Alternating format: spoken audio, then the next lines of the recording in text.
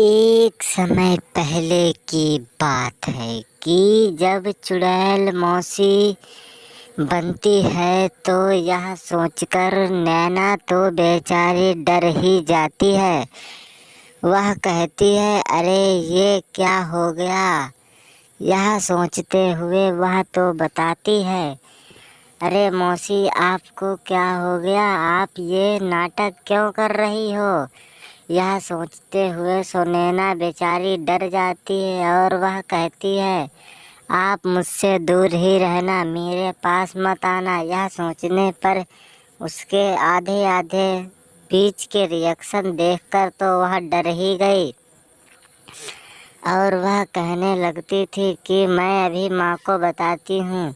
यह सोचने पर जब सुनैना ने अपनी माँ को बताया तो वह कहने लगती हैं, लगता है मौसी हमारी चुड़ैल बन चुकी हैं और ये अब किसी को भी नहीं छोड़ती। और यह सोचने पर तो उसकी बड़ी बहन ने कहा, मौसी मैं तुम्हें अभी बताती हूँ।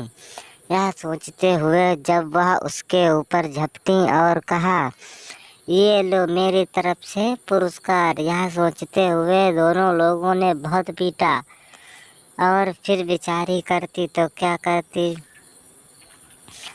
उठकर खड़ी होने का वादा भी किया और फिर बोली, अरे तुम लोग मुझे मार क्यों रहे हो। यह सोचते हुए वह बताती है कि तुम्हें मारूं नहीं तो क्या करूं, तुम तो इतनी वैसी चुड़ैल हो कुछ कहने को नहीं।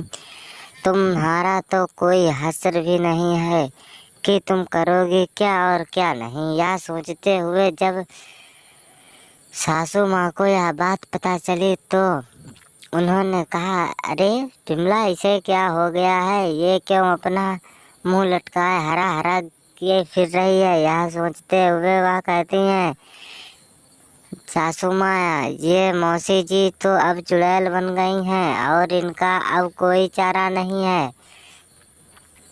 यह सुनकर वो तो बेचारी गिरकर खड़ी हुई और कहती हैं, अरे ये क्या हो गया भगवान। और यह सोचते हुए कहा कि चलो इसे यहाँ से भगाओ वरना मैं इसे अभी बतवाती हूँ। यह सोचते हुए उसकी बात ना मानी तो उन्होंने कहा, चलो चंडाल के पास चलते हैं और इसका भी इंतजाम कर देते हैं। यह सोचते हुए वे जब ही चंडाल के पास पहुँचती हैं तो चंडाल के पास एक अपना हथियार खनिज वाला जो कि उसके लिए बहुत ही खतरनाक होता था। यह सोचते हुए किसान के भी पास था और दोनों लोगों ने उसे बहुत मारा।